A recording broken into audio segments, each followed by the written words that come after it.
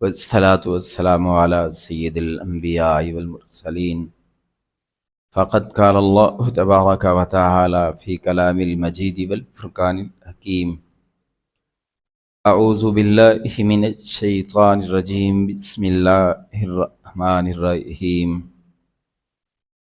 قل إن صلاتي ونسكي ومحياي ومماتي لله رب العالمين لا شريك له وبذلك أمرت وأنا أول المسلمين.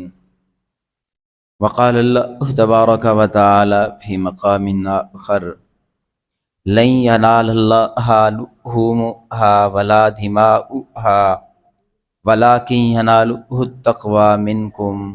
صدق الله مولانا العظيم وبلغنا رسوله النبي الكريم ونحن على ذلك لمن الشاهدين والشاكرين والحمد لله رب العالمين.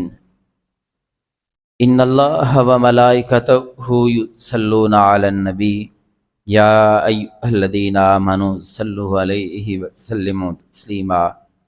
تمام ساتھی دل کی گہرائیوں سے بآواز بلند درود پاک پڑھ لیں. اللہم صلی علی محمد وعلی آل محمد کما صلیت علی ابراہیم وعلی آل ابراہیم انک حمید مجید. اللہم بارک علی محمد وعلی آل محمد کما بارکت علی ابراہیم وعلی آل ابراہیم انک حمید مجید. ایک مرتبہ تکبیرات کے جو الفاظ ہیں وہ بھی پڑھ لینے چاہیے. اللہ اکبر اللہ اکبر، لا الہ الا اللہ واللہ اکبر، اللہ اکبر وللہ الحمد. ان ایام میں اذکار میں سے اس سے بڑا ذکر اور کوئی نہیں ہے. چلتے پھرتے اٹھتے بیٹھتے رات کو لیٹتے وقت ان دنوں میں ویسے بھی یہ الفاظ بہت پیارے ہیں. یہ اللہ کا خاص ذکر ہے ان سارے الفاظ میں، لیکن ان ایام میں ان الفاظ کو پڑھتے رہنا چاہیے. یہ قربانی کے دن ہیں اور قربانی کے متعلق ہی چند باتیں کرتے ہیں. قربانی حضرت ابراہیم علیہ السلام کی سنت ہے. انہوں نے اللہ کا حکم پایا اور اپنے بیٹے کو ذبح کرنے کے لیے تیار ہو گئے. آج ہم بھی مختلف جانور پالتے ہیں یا خریدتے ہیں اور ان 3 دنوں میں اللہ کے راستے میں ان جانوروں کا خون بہاتے ہیں کہ اللہ یہ جانور ہم تیرے نام پہ قربان کر رہے ہیں. اور دل میں جذبہ یہ ہونا چاہیے اور عمل سے یہ ظاہر کرتے ہیں کہ اللہ تیرا حکم ہے کہ یہ جانور ذبح کرو تو ہم ذبح کر رہے ہیں. اگر تیرا حکم ہوتا کہ اپنی گردنوں پہ چھری چلاؤ تب بھی ہم حاضر تھے. اپنی اولادوں کو ذبح کرنے کا حکم ہوتا تو اے اللہ تیرے حکم کے سامنے نہ اپنی گردن قیمتی ہے، تیرے حکم کے سامنے تیری ذات سے تیرے حکم سے زیادہ نہ اپنی اولاد قیمتی ہے. اسی لیے تو کہتے ہیں نا کہ ہر چیز اللہ کے لیے قربان کرنے کا جذبہ دل میں موجزن رہنا چاہیے. کوئی چیز بھی جو اللہ کے لیے قربان کی جا سکتی ہو کر دینی چاہیے. یہ سودا کوئی مہنگا نہیں ہے. قرآن پاک میں اللہ فرماتے ہیں ان اللہ اشتری من المؤمنین من انفسہم واموالہم بان لہم الجنہ. ان اللہ اشتری من المؤمنین انفسہم واموالہم بان لہم الجنہ، کہ میں نے ایمان والوں کی جو ان کی جانیں ہیں وہ اور ان کا جو مال ہے، اللہ کہتا ہے میں نے خرید لیا ہے. کس چیز کے بدلے میں؟ جنت کے بدلے میں. تو جو ایمان والا ہے وہ اپنی ساری چیزیں اللہ کے ہاں بیچ چکا ہے. جب ایمان والا کلمہ پڑھتا ہے، اللہ پہ ایمان لاتا ہے، تو گویا کہ اللہ سے اقرار کر لیتا ہے، وعدہ کر لیتا ہے، بیع کر لیتا ہے، سودا کر لیتا ہے کہ اللہ تو میرا اور میرا سب کچھ تیرا ہے، میری زندگی کی سانسیں، میرا مال، میری خوشیاں، میری اولاد، میرا خاندان، سب کچھ تیرے لیے ہے۔ کوئی موقع جب آتا ہے اللہ میں سب کچھ اس کو لٹا دوں گا۔ اور ہمارے پیارے نبی صلی اللہ علیہ وسلم کی زندگی اور ان کے صحابہ کی زندگی عملی طور پہ ہمارے سامنے ہے کہ انہوں نے کوئی چیز چھوڑی نہیں، کہ ہر چیز اللہ کے لیے لٹا دی۔ اپنا وطن، اپنا علاقہ، اپنا گھر، کیا اس سے بڑی چیز کون سی ہوتی ہے؟ لیکن اللہ کے لیے چھوڑنا پڑا، چھوڑ دیا۔ اولادیں قربان کرنی پڑی ہیں، کر دی ہیں۔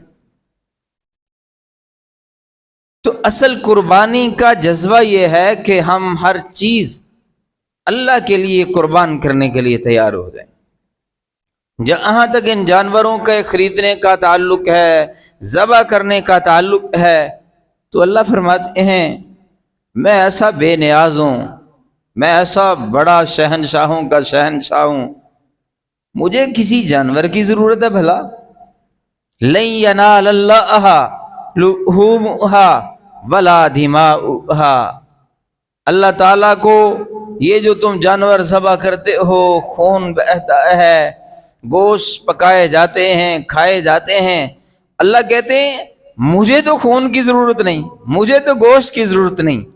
اور اللہ کو نہ یہ گوشت جاتا ہے نہ خون جاتا ہے۔ اللہ کو کون سی چیز پہنچتی ہے؟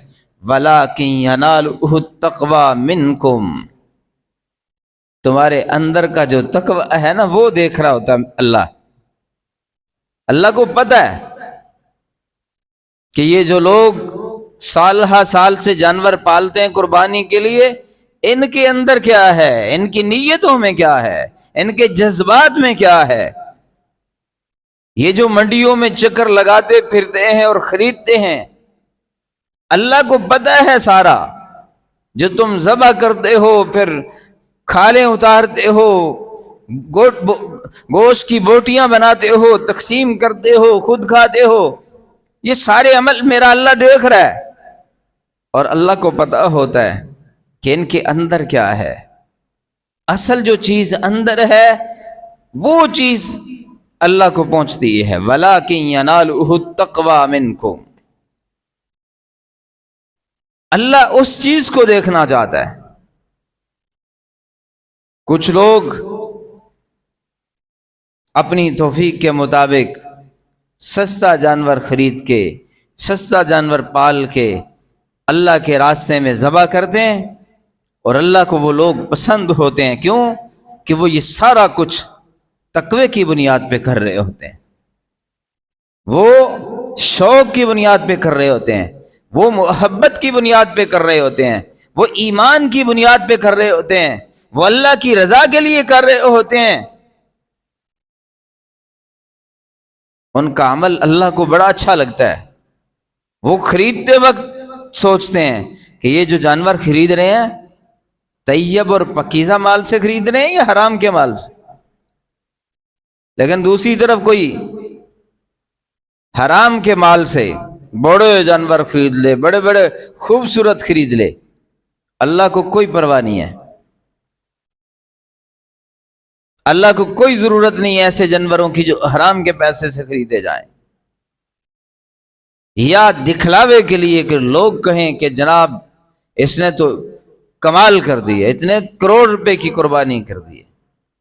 تو بھائی جس کے لیے جو تم نیت رکھتے ہو وہ مل جائے گا تمہیں، لوگ واہ واہ کر دیں گے تیری،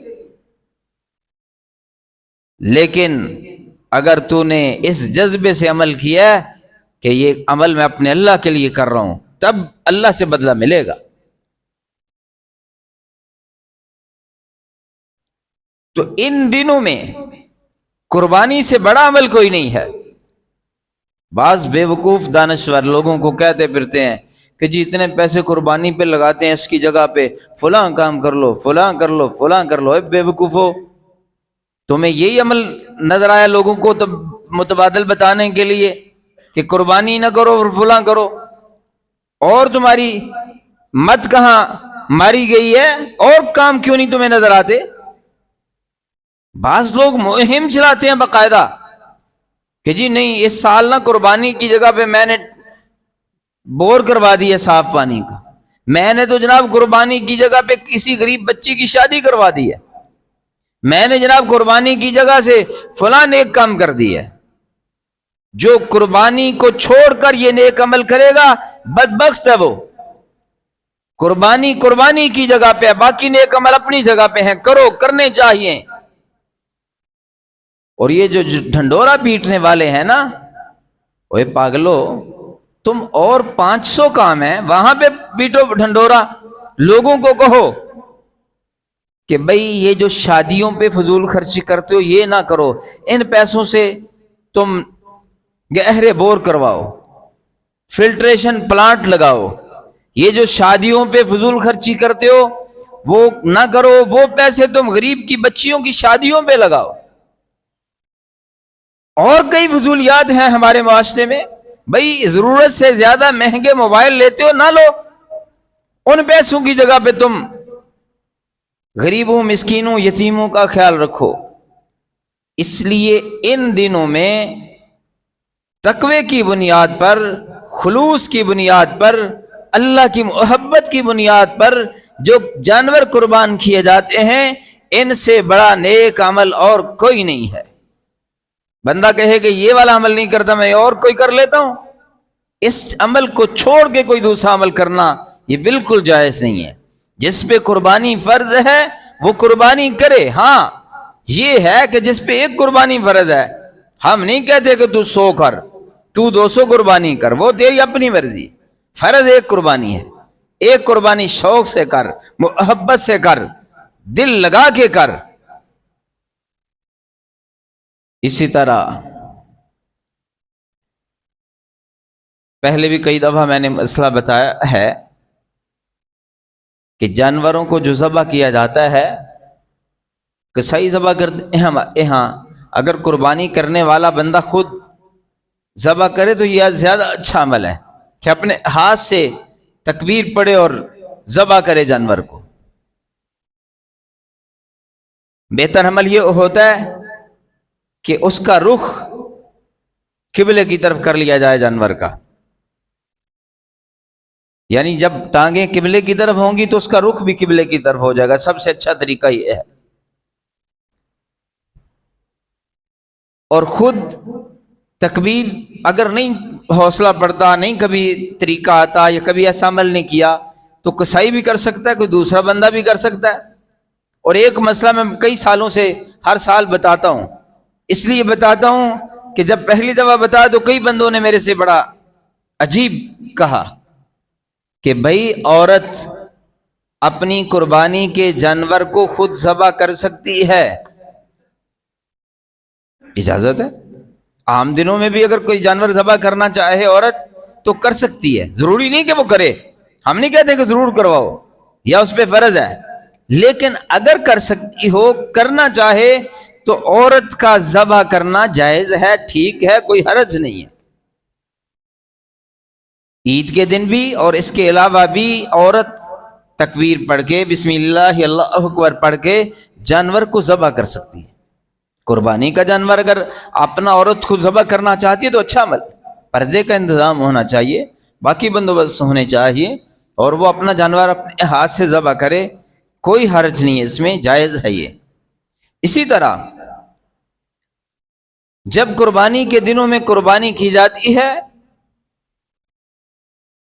تو گوشت کا مسئلہ آتا ہے کہ بھئی قربانی کا گوشت آسانی کے لیے علماء نے لکھا ہے، جو عام ہمارے معاشرے میں ترتیب چلتی ہے، اچھی ترتیب ہے کہ 3 حصے کر لیے جاتے ہیں۔ ایک حصہ عام لوگوں میں تقسیم کر دیا جاتا ہے، ایک رشتہ داروں میں تقسیم کر دیا جاتا ہے، اور ایک حصہ خود گھر میں رکھ لیا جاتا ہے۔ لیکن یہ عمل کوئی فرض نہیں ہے، واجب نہیں ہے، اصل معاملہ موقع کی مناسبت پر ہے۔ اگر مثال کے طور پر ایک بندہ وہ 3 حصے گوشت کر کے اپنے لیے رکھ لیتا ہے اور اس کا ایک حصہ اتنا زیادہ بنتا ہے کہ وہ گوشت بھی نہیں سنبھالا جاتا، اور وہ گوشت اس کے پاس ہونے کے باوجود اس کے دائیں بائیں جاننے والوں میں، پڑوسیوں میں بیچارے ایسے ہیں کہ جن کے پاس گوشت نہیں ہے، تو اس کی ذمہ داری بنتی ہے کہ یہ اس گوشت کو سنبھالنے کے بجائے اس گوشت کو بھی ضرورت مندوں تک پہنچائے۔ ایک دوسری صورت بھی ہے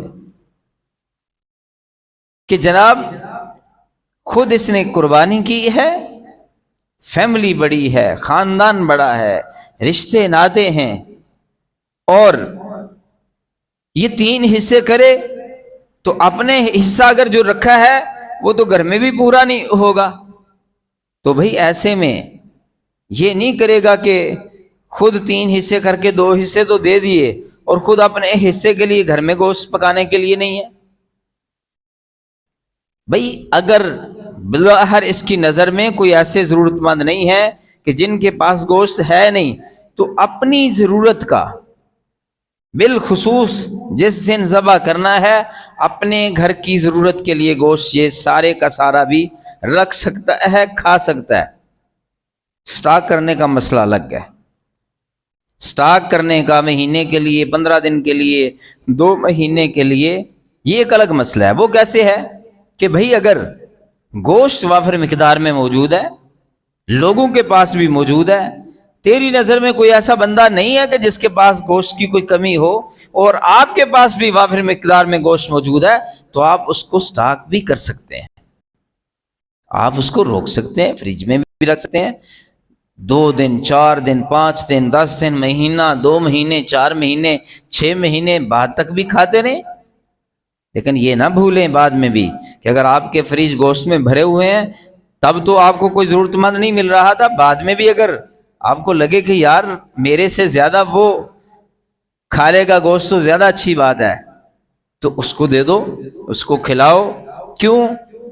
وَلَٰكِن يَنَالُهُ التَّقْوَىٰ مِنْكُمْ، یہ تقوی کی علامت ہے، یہ اللہ سے محبت کی علامت ہے، یہ اللہ سے خوف کی علامت ہے کہ بندہ سوچے کہ یار میں نے کھانا ہے دوسرے بھی کھا لیں۔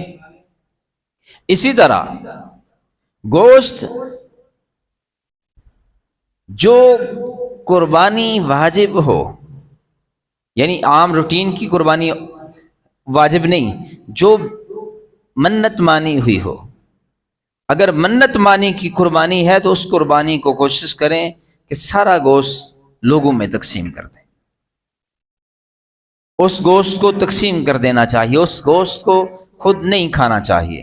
ہاں روٹین کی قربانی جو ہے اس کا گوشت بھی خود استعمال کر سکتے ہیں، پائے بھی استعمال کر سکتے ہیں، سری بھی استعمال کر سکتے ہیں، کھال کے پیسے کسی چیز کے استعمال نہیں کر سکتے۔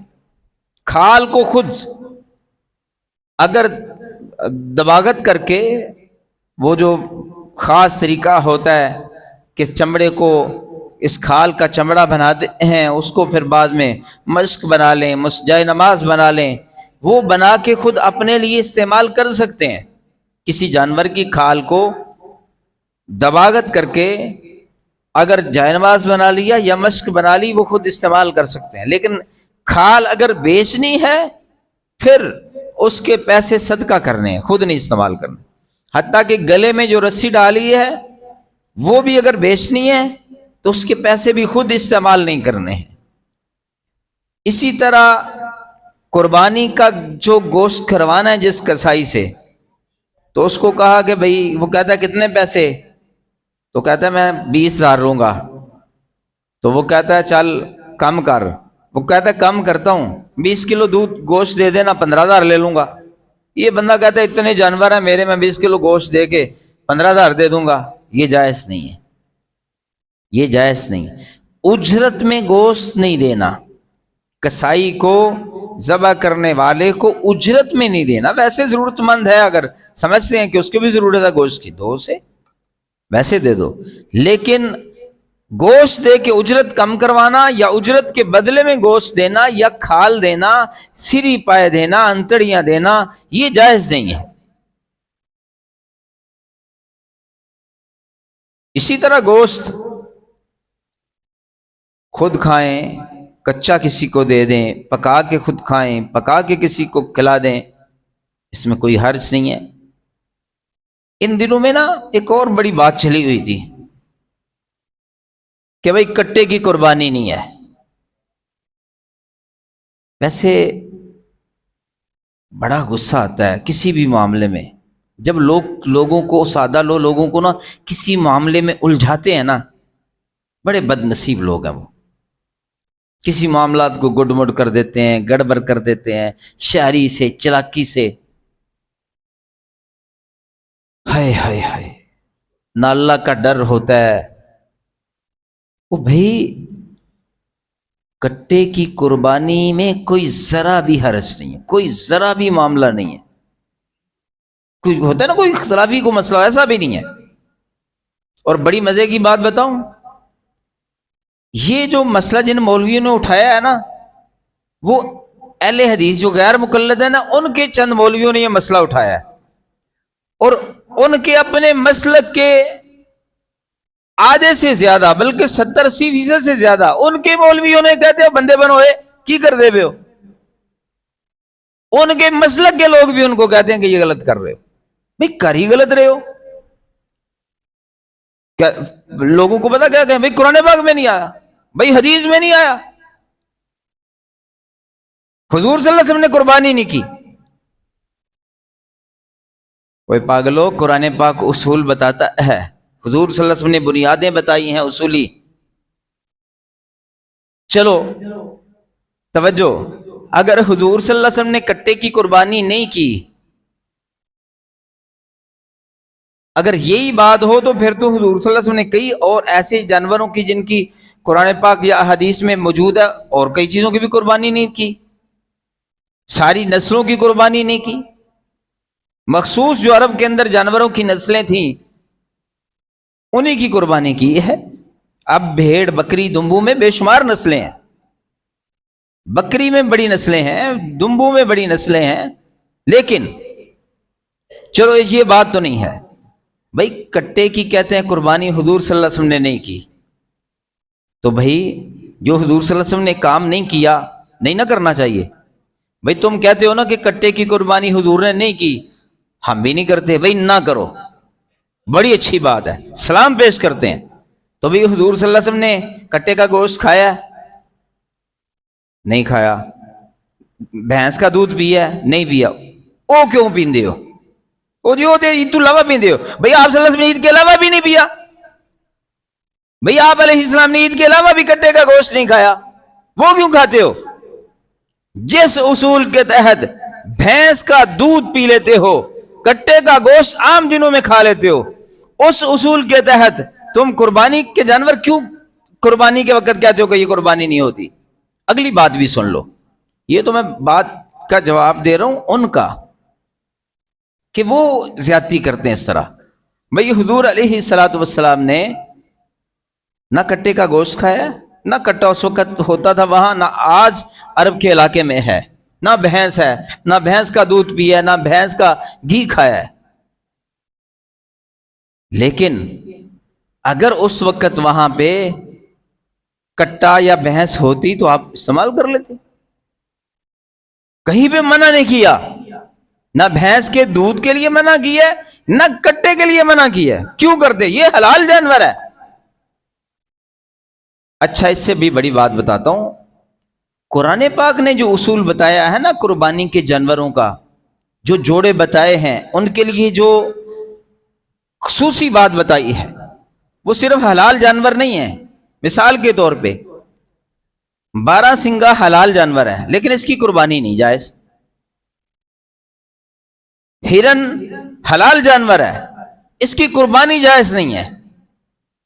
کیوں؟